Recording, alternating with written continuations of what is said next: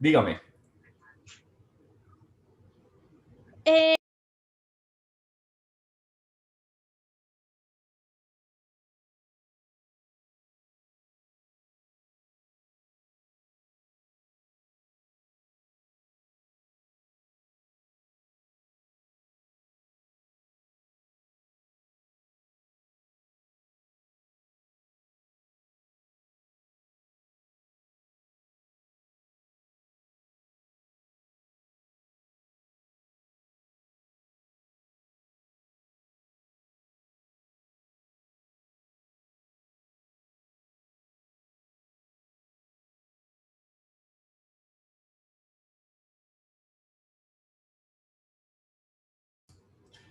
Victoria, estabas hablando y como que se desconectó mi internet. No supe qué me dijiste. Profe, perdón, es que creo que tengo problemas de conexión también yo. Yo creo que el problema debe ser mío, usted sabe. Bueno, la segunda pregunta es si el examen es acumulativo. No. O sea, son las lecciones No, que no ok, han perfecto. entrado en las... eh, ¿cómo se llama? En las clases anteriores. Ahí ya detengo. Decía que en la lección anterior vimos incremento injustificado de patrimonio y una introducción general al impuesto al valor agregado, con énfasis en que había eh, intentado, cuál era la exposición de motivos del gobierno de la República al modificar el antiguo impuesto general sobre las ventas para convertirlo en un impuesto al valor agregado. Eh, Hoy, que es nuestro último día de clases, vamos a ver algunas características generales del impuesto al valor agregado y tratar de avanzar un poquito en cómo se genera y cuáles son las modalidades de ese impuesto.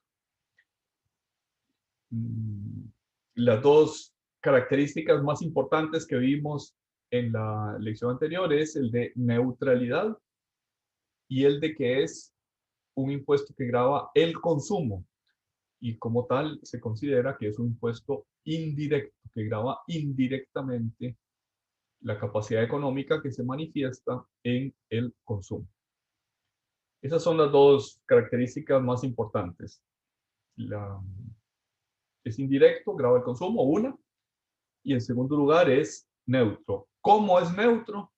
Es neutro porque tiene un mecanismo de deducción, suele llamarse deducción financiera plena en la nueva ley, para diferenciarla de la deducción por incorporación parcial que tenía la ley anterior.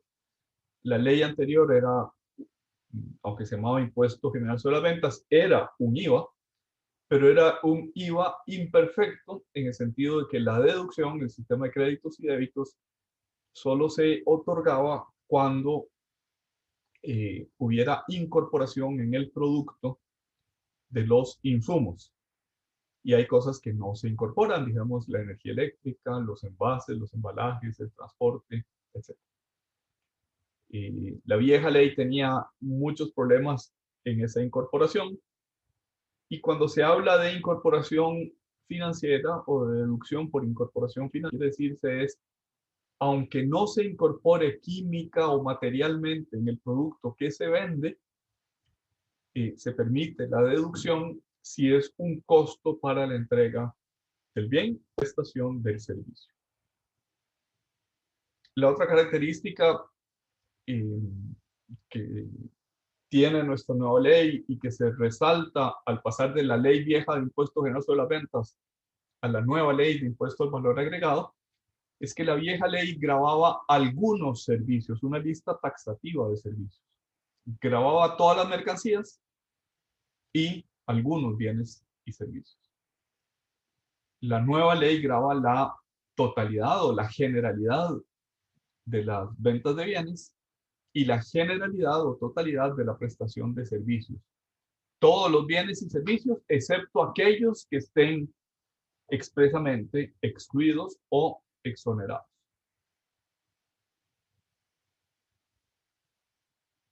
Con esa deducción, con ese sistema de créditos y débitos, se pretende gravar exclusivamente el valor agregado. Esto es el valor que se agrega en cada etapa del ciclo de fabricación y comercialización. A diferencia de no de nuestro impuesto de ventas anterior, sino de los impuestos de ventas anteriores al IVA. Repito una vez más, nuestro anterior impuesto de ventas, nuestro último impuesto de ventas era un IVA imperfecto, pero era un IVA al fin. Los impuestos de ventas en general no graban el valor agregado, sino que graban el precio de venta. No otorgan crédito por el impuesto pagado. Ese mecanismo de créditos y débitos es el que pretende ser neutro para el agente económico, digamos para el que compra y vende bienes. Es neutro el impuesto porque lo que paga a sus proveedores es crédito y lo que cobra a sus consumidores, eso es débito. Solo paga la diferencia. Y pretende el impuesto con este mecanismo gravar únicamente el añadido de valor en cada etapa del ciclo de fabricación y comercialización. También quiero resaltar que el impuesto solo se paga en el lugar de consumo. Esto es, si un país exporta bienes o exporta servicios que van a ser consumidos fuera de Costa Rica, no se produce el impuesto, es una transacción exenta, o mejor dicho, se produce el impuesto en la modalidad exenta. Por el contrario, si yo importo bienes o importo servicios, ahí se causa el impuesto en el lugar de consumo. Esa es la razón por la que algunos bienes, por ejemplo, algunos servicios, por ejemplo, los prestados por plataformas informáticas tipo Netflix, se cobra el impuesto en Costa Rica, aunque el servicio se preste en California o Silicon Valley, o en realidad no tengo idea de dónde está Netflix o dónde está Disney ahora, que se abrió esa plataforma de streaming, se abrió. Aunque se preste desde afuera, se causa el impuesto al ser consumido en Costa Rica.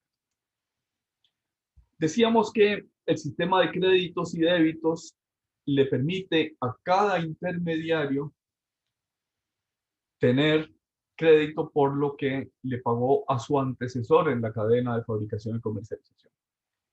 En la filmera que tienen a la vista, a la izquierda está el productor de trigo que le vende al industrial, al que va a procesar ese trigo para convertirlo en harina. Supongamos que vende a 100 y le añade un 10% de IVA. Bueno, la tarifa ya sabemos que es del 13%, pero para efectos de nuestro impuesto, el industrial le paga al agricultor 100 por el trigo y 10 de impuesto, es decir, le paga 110. Y el agricultor, como no tiene en principio créditos, pues seguramente sí tiene créditos por los agroquímicos y por el alquiler del tractor, etcétera. Pero en principio, si solo tuviera una transacción de venta, esa transacción de venta le produce un impuesto de 10 que le debe ese agricultor a Hacienda. El segundo en esa cadena de fabricación y comercialización, es decir, el industrial que procesa y vende la harina de trigo a una pizzería, la vende a 150. Hubo un valor añadido de convertir el trigo que valía 100 a convertirlo en harina que vale 150. Regresando otra vez a que si tuviéramos una tarifa del 10%, le cobra el 15% de IVA. Esto es, la pizzería le paga los 150 de la harina más los 15 de impuesto, le paga 165. Y entonces el industrial que pagó 10 al agricultor tiene 10 de crédito y que cobró 15 solo le debe a Hacienda la diferencia entre esos 15 y esos 10. Es decir, únicamente le debe a Hacienda 5. Por su parte, la PRIA vende la pizza al consumidor. Supongamos que la vende a 200, 20 de impuesto al valor agregado. El consumidor paga pues 220. La pizzería que pagó 15 al industrial de trigo y que cobró 20 al consumidor de pizza, solo le debe a Hacienda la diferencia, 20 menos 15, es decir, 5. Y el consumidor, que es el final, quien paga, el consumidor final es el que, sobre el que recae, sobre cuya capacidad económica recae el impuesto, no tiene crédito porque es consumidor final. Es decir, para él, para el consumidor final, todo el impuesto que paga es impuesto puro y duro. Tiene 4 modalidades nuestro impuesto al valor agregado. Y esto puede ser pregunta de examen. ¿Cuáles son las modalidades de impuesto al valor agregado? Las 2 primeras tienen que ver con bienes. Las 2 segundas tienen que ver con servicios. Voy a parar el video, aunque voy a seguir hablando, voy a parar el video porque mi conexión a internet no está tan buena como quisiera y tal vez la imagen consume más ancho de banda del que quisiera. Decía que existen 4 modalidades. Las 2 primeras tienen que ver con bienes, las 2 segundas tienen que ver, o la tercera y cuarta tienen que ver con servicios. La primera modalidad es la venta de bienes, la venta local de bienes, la venta dentro del territorio nacional de bienes. La segunda modalidad es la importación y la exportación de bienes. La tercera modalidad es la prestación de servicios. Y la cuarta modalidad es la importación y exportación de servicios.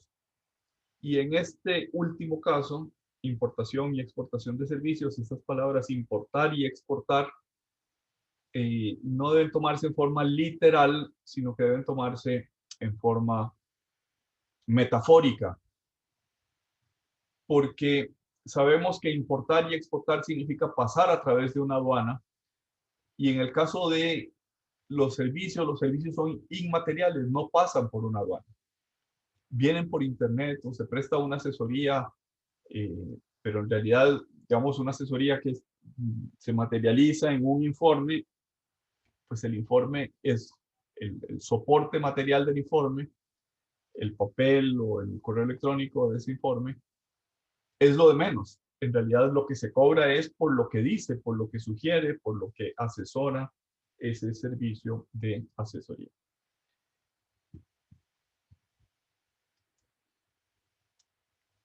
En la venta de bienes y en la prestación de servicios, venta de bienes, la primera modalidad, prestación de servicios, la tercera modalidad, se produce el hecho generador cuando se transfiere la propiedad o cuando se presta el servicio, siempre que se haga de forma habitual. Dicho en otras palabras, si alguno de ustedes, yo le vendo un lapicero o le vendo mi celular, digamos, a alguno de ustedes les gustó mi celular y me lo quiere comprar y yo le digo, está bien, te lo vendo. Como yo no me dedico a vender celulares, no soy contribuyente del impuesto al valor agregado.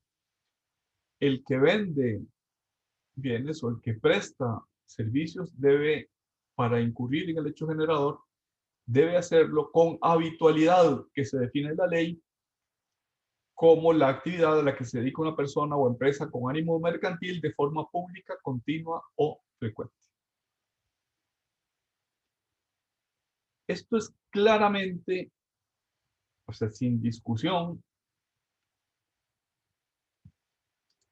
para la primera y la tercera modalidad del hecho generador. No obstante, en el resto del mundo, la importación puede ser un acto aislado.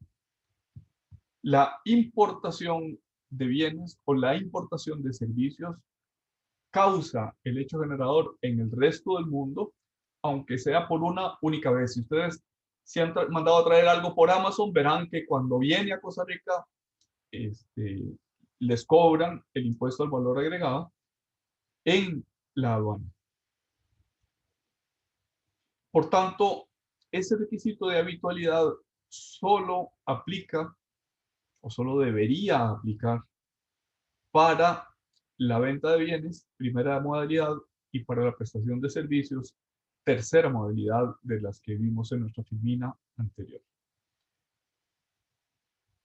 No debería aplicar ni para las importaciones de bienes, segunda modalidad, ni para las importaciones de servicios, cuarta modalidad.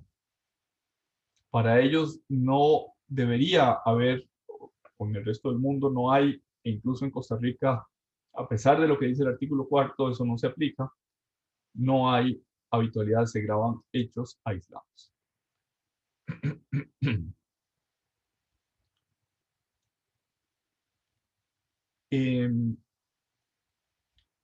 Ese impuesto de ventas, de acuerdo con el artículo cuarto, debe ser ese impuesto general al valor agregado, perdón, de acuerdo con el artículo cuarto, es venta habitual, venta que haga alguien que habitualmente se dedica a hacer ese tipo de ventas de bienes o de servicios. En el primer caso, la venta de bienes, de acuerdo con los artículos 1 y 2, son la transferencia de dominio, sin importar el contrato mercantil o el contrato civil de que se trata. Dice el artículo 1, también se considera venta habitual las importaciones. Y en el resto del mundo, las importaciones son un hecho generador, pero distinto de la venta. Dijéramos, artículos 1 y 2 son los dos cuadritos que aparecen en las filminas, que si los relacionamos con las modalidades que estábamos hablando, son la modalidad 1 y la 3. Las importaciones deberían ser la modalidad 2. En el caso de los servicios, se hace una enumeración de algunos servicios, como los contratos de agencia, los comisionistas, el contrato de comisión, la transmisión de derechos de llave, etc. Pero hay una cláusula de cierre que tal vez no es fácil entender porque su lenguaje no es el lenguaje usual ni en los códigos civiles y mercantiles, ni en la forma natural de hablar. Decía que se define servicio como todo lo que no es venta de bienes. Y eso pues es una definición tan amplia que en realidad pues no define, no pone límites o definitis, eso es lo que quiere decir definir, poner límites a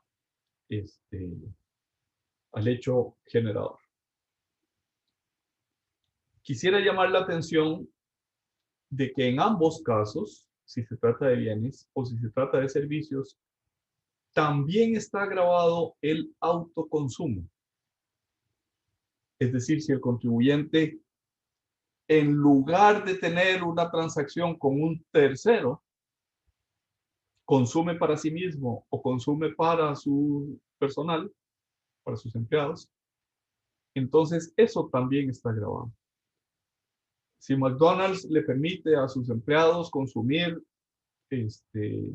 una Big Mac en su hora de almuerzo, ese consumo está grabado con impuesto general, con impuesto al valor agregado. Lo mismo podemos decir de los servicios. Si los servicios se prestan a sí mismo, un dentista, por ejemplo, que se arregle a sí mismo una muela, eh, eso también genera impuesto al valor agregado. La primera de las modalidades de nuestro tributo, que es la venta de bienes, vamos a ver que tiene algunas características. Una de ellas es que eh, una consecuencia normal de la habitualidad es que implique ordenación de factores de producción. Esto es, si yo vendo mi reloj o mi celular, algunos de ustedes, yo no ordeno factores de producción, es decir, no tengo un local, no me dedico a importar o a comprar de segunda mano celulares, etcétera. No he organizado el negocio para la venta de celulares y por tanto no puedo cobrar, no incurro en el hecho generador. Eh, Hay un problemita con el tema de las exportaciones, porque las exportaciones están también en el mismo capítulo que se habla de habitualidad.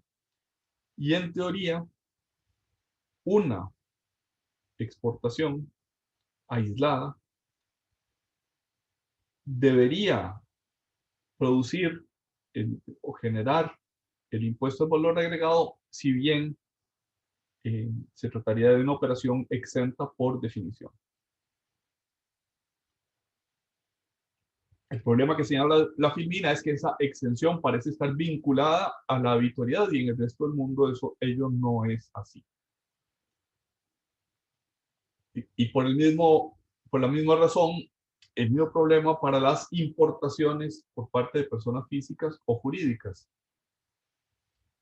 Aunque yo no ordene factores de producción ni importe habitualmente, debería eso considerarse que es una parte del hecho generado. Si ustedes leen el artículo 4 de la ley, no tienen esa certeza de lo que les estoy diciendo, pero quisiera que me crean con que en efecto es así en el resto del mundo y en la práctica es así también en Costa Rica. La venta de bienes se define como la transferencia de dominio, también como la venta en consignación, el apartado de bienes. Si ustedes buscan un código de derecho civil, eso del apartado tal vez no, un libro de doctrina de derecho civil, eso del apartado es como una figura muy propia de Costa Rica. Cuando voy a, no sé, a importadora Monge y aparto una televisión dando un monto, dijéramos en marzo y en todos los meses voy dando un poquito del precio y en diciembre, quizás con el aguinaldo, termino de pagar la última cuota y me llevo la televisión para mi casa. Esa figura de compraventa a plazos, podríamos llamarla, es lo que en Costa Rica se llama apartado de bienes y está grabado desde que hay acuerdo de cosa y precio. Es decir, si yo voy a importadora Monge y pago 200 colones por esa televisión, se genera el impuesto sobre la totalidad del valor de la televisión. Es decir, es probable que termine pagando más impuesto que la cuota con la que aparté ese bien. Cuando el arrendamiento como opción de compra sea vinculante, es decir, cuando el arrendador está obligado, el arrendatario está obligado a ejercer esa opción de compra, o aunque no tenga esa obligación, sería irracional que no la ejerza, por ejemplo, porque ha llegado a más, eh, el arrendamiento es forzoso en más de un 90% del valor presente del bien. En esos casos, son notas expresas del hecho generador de la primera modalidad, venta de bienes. También lo es el suministro de un producto informático estandarizado. Con esto quiero decir que no es un servicio que se diseña, un producto informático que se diseña, por ejemplo, para un banco,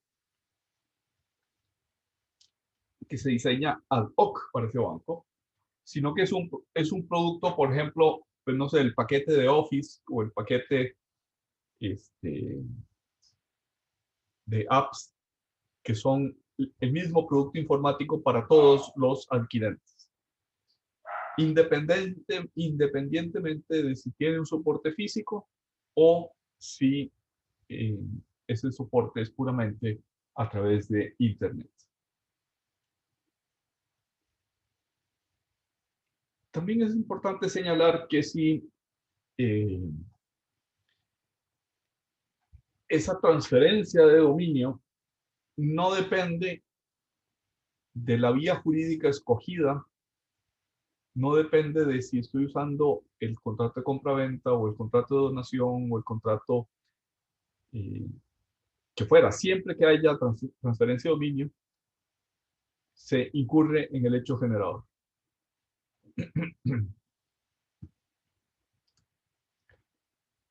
Por otra parte,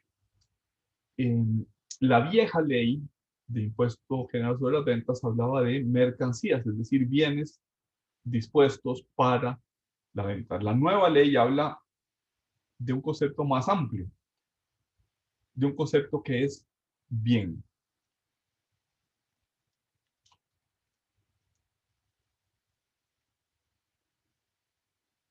Bien es cualquier bien mueble o cualquier bien inmueble, excepto aquellos que estén grabados con el impuesto de transferencia de bienes inmuebles, que por definición están excluidos del impuesto al valor agregado. Bien es todo aquello que es sujeto de o susceptible de transferencia de dominio. Mercancía es un concepto más restringido porque se refiere a aquellos bienes que están en el comercio.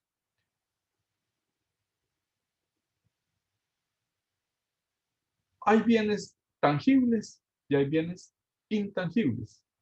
En general se consideran tangibles algunos eh, que, que quizás en el lenguaje común no se entenderían tales. Por ejemplo, la electricidad o el gas, pues no es un bien tangible. Yo no puedo tocar la electricidad, no puedo tocar el agua. Bueno, el agua sí puedo, el gas no lo puedo tocar en principio. Eh, Quedan excluidos los bienes intangibles, pero porque se asimilan a servicios. Es decir, cuando hay un bien intangible que es objeto de transferencia o es objeto de transacción mercantil, no estamos en la primera, sino en la tercera modalidad.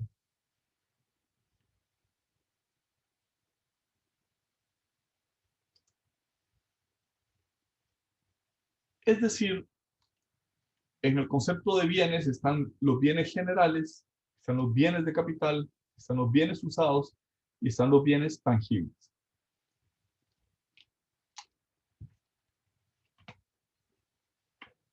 Los bienes generales son como el cajón desastre. Todo lo que no sea bien de capital, todo lo que no sea bienes usados, todo lo que no sea bienes tangibles son bienes generales. Los de capital son aquellos que me sirven para mi actividad, pero que en principio no están destinados a la venta. Por ejemplo, la máquina de coser del zapatero es un bien de capital para el zapatero, porque él no se dedica a vender máquinas de coser, sino que se dedica a vender zapatos o a prestar el servicio de remendar zapatos. Entonces, ese bien, cuando lo adquiere, es un bien de capital. Están incluidos también los bienes usados. No solamente los bienes nuevos, los bienes usados a condición de que también haya habitualidad en la prestación del servicio de compra-venta. Y como digo, los bienes han de ser tangibles, puesto que los intangibles se asimilan a servicios. En principio, los bienes inmuebles, ya lo dijimos, no están sujetos al impuesto al, al valor agregado, sino que están sujetos al impuesto de transferencia de bienes inmuebles. Es otro impuesto, es un impuesto diferente. Costa Rica no tiene una norma que habilite el sistema de créditos y débitos cuando hay ventas, por ejemplo, de un apartamento, por ejemplo, de un condominio. Yo construyo el edificio y vendo el apartamento. En la construcción voy incorporando los servicios profesionales del ingeniero, del arquitecto. Voy incorporando también, pues, no sé, los inodoros, la losa, el piso, la pintura, el repello, etc. Eh, y no está tan claro si cuando me venden el apartamento, si me venden un servicio de construcción o si me venden un inmueble. En otros países, cuando el ejecutor de la construcción aporta los materiales en más de un determinado porcentaje, por ejemplo en España es encima del 33%, habría venta de bienes y no prestación de servicios. Y eso tiene relevancia para el tema de créditos y débitos. Decíamos que el autoconsumo es uno de los hechos generadores del impuesto al valor agregado. El ejemplo más básico es aquel cuando se retiran bienes. Recuerden que el contribuyente es aquel que ordena factores de producción, y ordenar los factores de producción es separar esos bienes para someterlos a una actividad, es someterlos al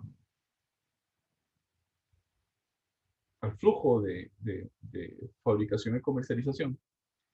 Y cuando se retiran de ese flujo, es decir, cuando yo, que soy el dueño de la tienda o de la pulpería de la esquina, retiro una pasta de dientes para mi consumo personal, retiro quiere decir no solo que lo retiro del estante, sino que lo retiro del giro del negocio, ya no es para la venta, sino que es para mi consumo personal.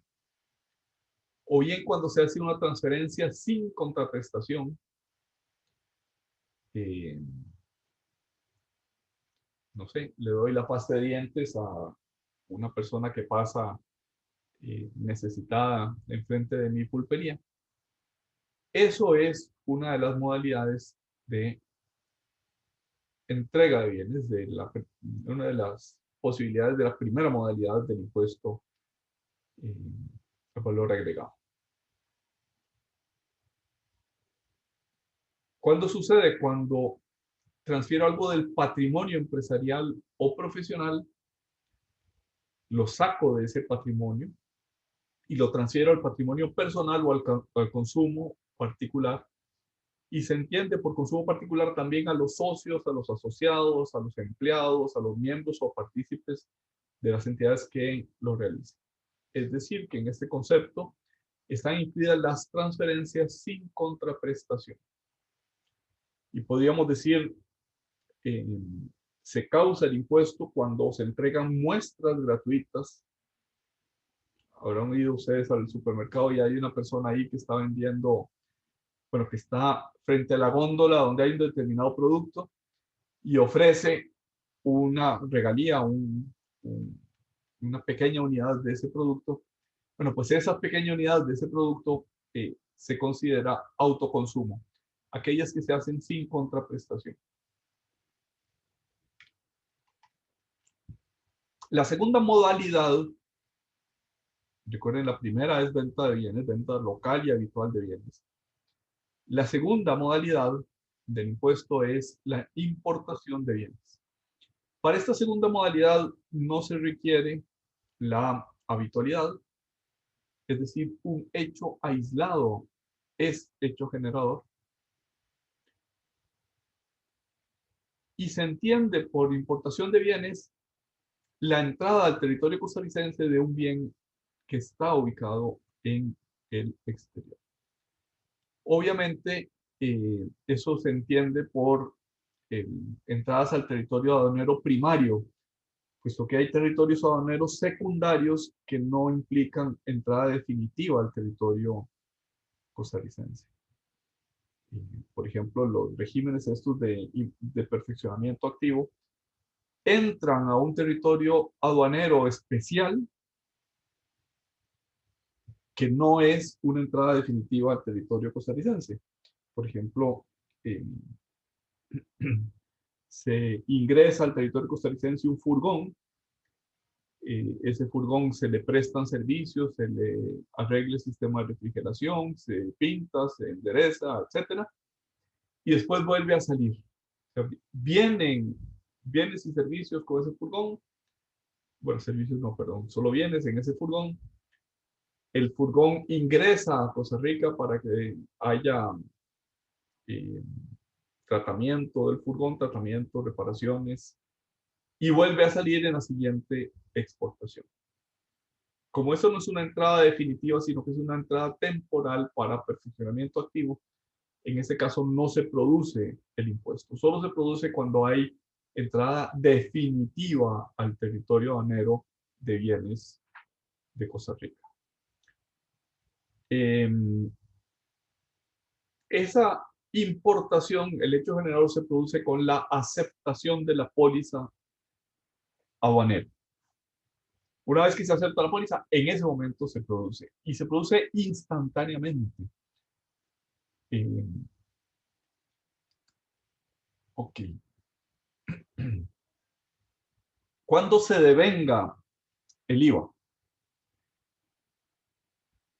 En el autoconsumo, cuando se retira de la empresa o al realizarse la operación grabada.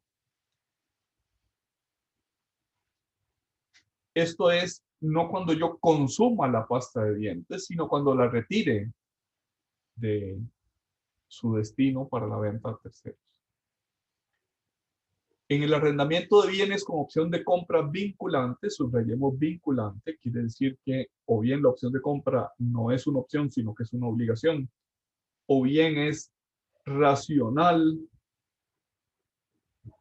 o digámoslo al revés, sería irracional no ejercerla.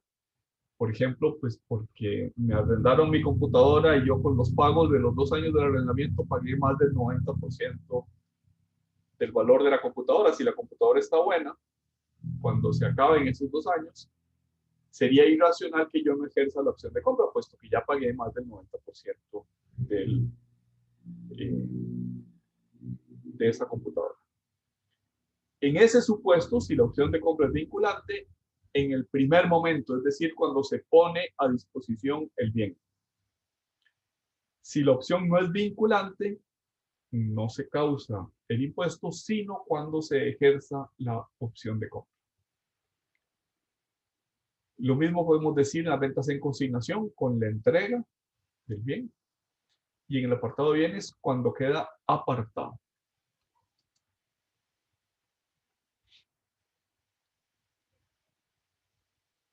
Este cuadrito resume lo que venimos diciendo. En la venta de bienes, con la entrega del bien o con la emisión del comprobante electrónico, es decir, con la emisión de lo que suele llamarse factura, que el nombre correcto es comprobante electrónico. Lo que suceda primero, si emito primero la factura, en ese momento, y si entrego el bien antes de emitir la factura, en ese momento. En la importación, con el DUA, con la declaración uniforme aduanera, o bien en el caso de que el bien esté en un territorio primario, como podría ser una zona franca, y salga de ese territorio primario hacia el territorio secundario, en ese momento. En la consignación y apartado de bienes, con la entrega de bien o bien cuando se hace el apartado. En el autoconsumo, cuando deja de estar afecto a la actividad empresarial. En el arrendamiento vinculante en el primer momento, si no es vinculante en el momento en que se ejerza la opción. Y cuando se trate de importación de bienes intangibles, no estamos en esta modalidad, sino que estamos por asimilación en la modalidad de importación de servicios, importación entre comillas de servicios. Cuando se hace el pago o cuando se factura o cuando se entrega, lo que suceda primero de esas tres posibilidades. Vamos a pasar a la tercera de las modalidades del impuesto, que es la prestación de servicios. ¿Cuándo se genera? En general, cuando se preste el servicio o cuando se emita el comprobante electrónico, lo que suele llamarse la factura. Por ejemplo, si yo contrato con un dentista que me haga un tratamiento de raíz en una muela, y ese tratamiento de raíz se compone por 4 sesiones de 1 hora cada una con el odontólogo, ¿cuándo se causa el impuesto? Cuando me preste el servicio, que es prestarme el servicio de tratamiento de raíz, que es cuando lo concluya. Supongamos que me hizo 1 hora de trabajo cada semana durante 4 semanas. Bueno, cuando se haga, cuando concluya el servicio, cuando preste el servicio, que es el último día de la 4ª semana. O bien, cuando se emita la factura, el comprobante electrónico, si se emite antes, pues se causa el impuesto antes, aunque el servicio no haya sido prestado.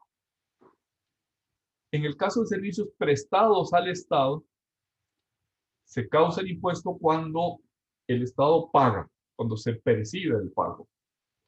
Recuerden ustedes que las compras del Estado pues tienen todo un procedimiento que debe considerarse, en primer lugar, si el servicio o el bien, bueno, en este caso el servicio, tiene contenido presupuestario, tiene que hacerse un programa de licitación, si pasa determinados montos, y solo se causa el impuesto a los servicios cuando se pague, no cuando se entregue el servicio, no cuando se preste el servicio.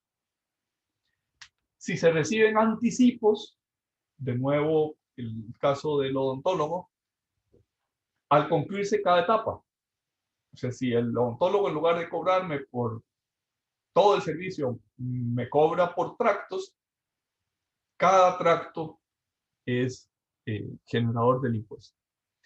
Y en el caso de la importación de servicios, con el pago, con la facturación o con la prestación, lo que suceda primero. Insisto una vez más que esa palabra importación aplicada a los servicios que no pasa por aduanas tiene un valor metafórico.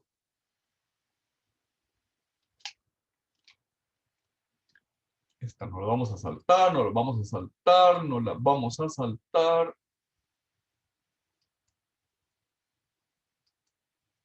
Estas están todas en la ley, entonces no las vamos a saltar.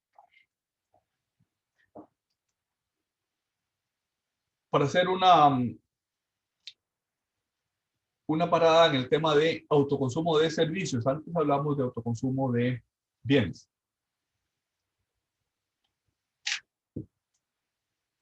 En principio, se considera asimilables a servicios la transferencia de bienes y derechos del patrimonio empresarial o profesional al patrimonio personal del sujeto pasivo. Es decir,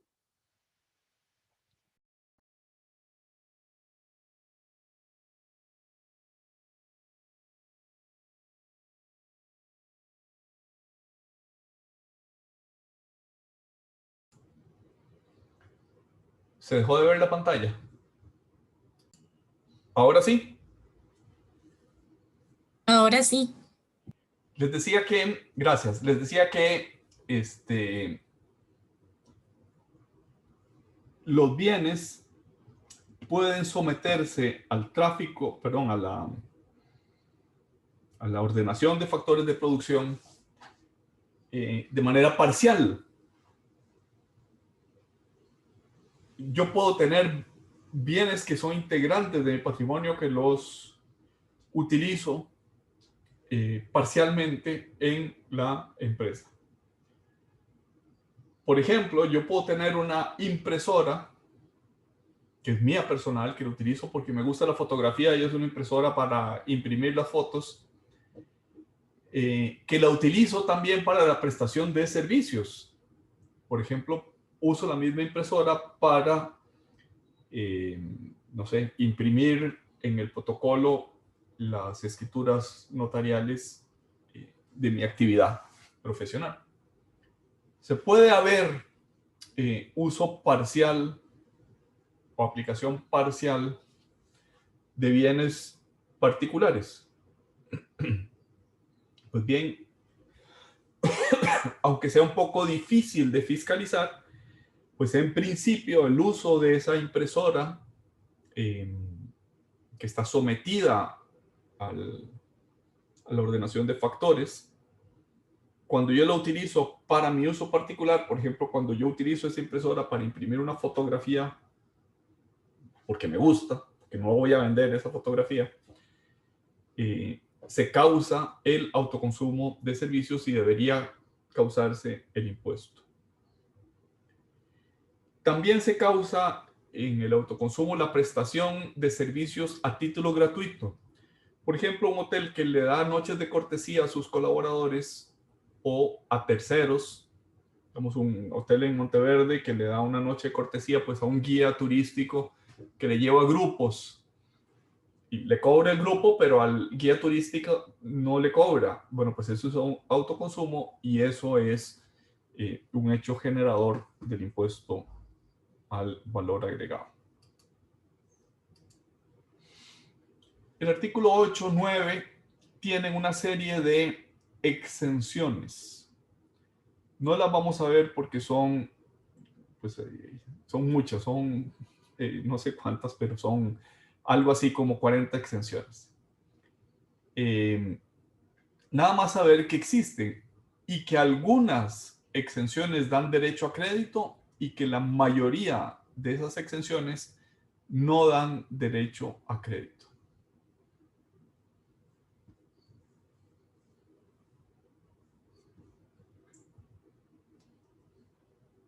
Ahí están la columna de la izquierda y la derecha, cuáles sí y cuáles no dan derecho a crédito.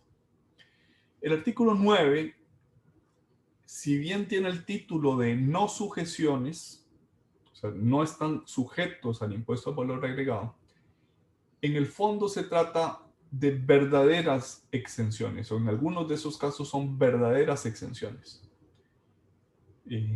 Por ejemplo, todos los bienes que están sujetos al impuesto de transferencia de bienes inmuebles o al impuesto de transferencia de vehículos, es decir, cuando se trata de bienes muebles registrables, no están sujetos al impuesto al valor agregado. Cuando se entrega no un bien, sino todo el establecimiento mercantil o todo la línea de negocio o todo el inventario, en el contexto de una reorganización empresarial, en ese caso hay una no sujeción, la llama la ley, y quizás podría ser una mejor expresión llamarla una exención. El reglamento define línea de negocio como el conjunto de bienes tangibles e intangibles que, formando parte del patrimonio empresarial o profesional, constituyen una unidad económica autónoma capaz de desarrollar una actividad económica por sus propios medios. Por ejemplo, la Universal durante muchos años traía discos de música clásica. Primero acetatos, después CDs, en fin, distintos formatos o soportes para esa música clásica. Y en algún momento decidió que quería vender esa línea de negocio, ya no la iba a trabajar, sino que se la vendió, no recuerdo a quién, si a la librería internacional o aquí. Pues bien, esa venta de esa línea de negocio, esa venta de los acetatos y de los CDs y de los cassettes y de los demás soportes que tuviera, que no se vendían en el común tráfico, sino que se vendían para que el adquirente siguiera teniendo operaciones con terceros, eso no está sujeto al impuesto al valor agregado. Se considera exento.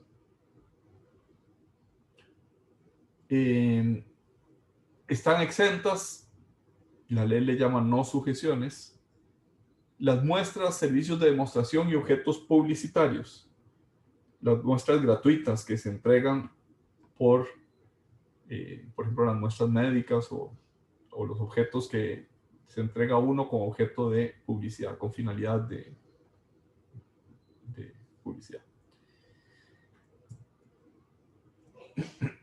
algunas no sujeciones del artículo 9 son expresamente exenciones. Es decir, aunque el nombre recibido sea no sujeción, su verdadera naturaleza es la de exención. Y por ejemplo, son parte de esta categoría los bienes y servicios que se presten a o se adquieran por la Caja Costarricense del Seguro Social. ¿Eso qué es? Es una típica exención subjetiva. No es por el bien, no es por el servicio, sino por el sujeto que las adquiere. Lo mismo puede decirse de los bienes y servicios que venda, presta o adquieran las corporaciones municipales. Y esto tiene unas implicaciones que se llaman implicaciones en materia de tipo cero. Tipo cero es aquella venta que, si bien no se paga el impuesto, se causa el impuesto con un tipo del 0%, como sucede en el caso de las exportaciones. ¿Y para qué sirve ese tipo del 0%? Sirve para reconocer crédito al que está en esa línea de exportaciones. En nuestro caso, en estas exenciones del artículo 9, sirve para reconocer crédito al prestador de bienes y servicios que le venda a la Caja Costarricense del Seguro Social o a una municipalidad. ¿Por qué? Porque si no se le reconociera crédito, el impuesto que ese prestador de bienes o servicios pagó en sus insumos se vuelve parte de su costo. Implicaría que la caja tendría que pagar un costo mayor por esos bienes y servicios, o que la corporación municipal debería pagar un costo mayor por esos bienes y servicios. Y esa pues no es la finalidad de la ley. La finalidad de la ley es que, aunque el último en esa cadena de fabricación y comercialización no pague el impuesto porque está exento, no se considera que esa exención debería producir un aumento en el costo de esos bienes y servicios. La regla general en las ventas exentas es que quien vende exento no tiene derecho al crédito fiscal. Esto es, el IVA que pagó, el IVA que soportó en sus adquisiciones, se va al costo. Esa es la regla general. ¿Cuáles son las excepciones? En las exportaciones, sí se le concede crédito. En las transacciones con instituciones del Estado, sí se le concede crédito. Y también en los entes públicos o privados que estén exentos por ley especial. Esto es, que tengan exención subjetiva. Ley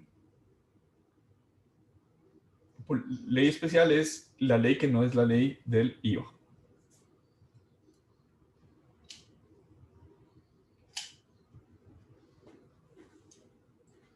¿Cómo se administran esas exenciones que tienen crédito y las que no tienen crédito?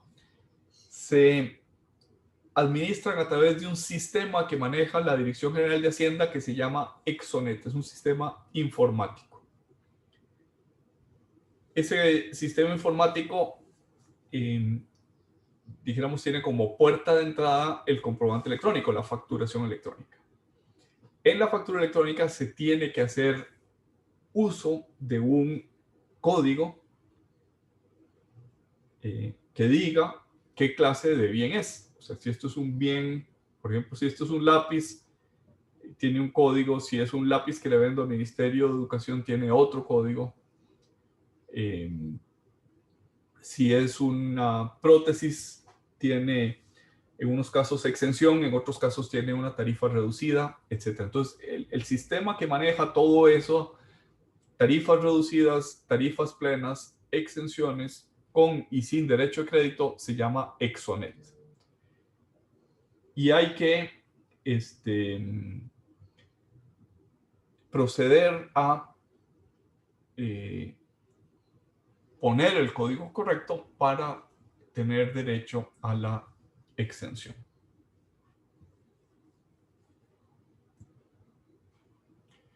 Algunas de ellas, de esas exenciones, requieren autorización de la Dirección General de Hacienda. y otras no requieren esa autorización. Esas autorizaciones se otorgan por un determinado tiempo. En el registro de exportadores, siempre y cuando cumplan las siguientes condiciones, que el 75% de sus operaciones sean de exportación, o bien que las operaciones locales produzcan saldos a favor. Recuerda que hay un sistema de créditos y débitos. Un saldo a favor es cuando el crédito es mayor que el débito. Si las operaciones locales producen saldos a favor durante 3 meses consecutivos. Esto quiere decir que esos exportadores que se registren en Exonet pueden adquirir los bienes y servicios sin que paguen el impuesto al valor agregado. Este es poco más o menos el esquema.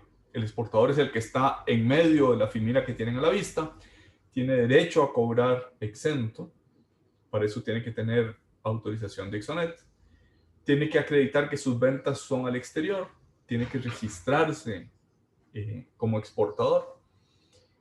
Y entonces el proveedor, que en principio tiene que ponerle el impuesto en su factura, si el exportador que le compra le proporciona el